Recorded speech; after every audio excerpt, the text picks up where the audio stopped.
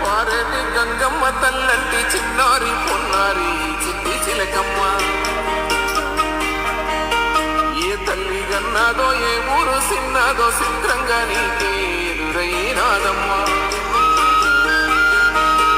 ఎన్నడూ నువ్వు చూడని ఆనందమయ్యగా ఉన్నది, ఎందుకో ఈ బంధమే ముందరే తెలిసినట్టే ఉన్నది.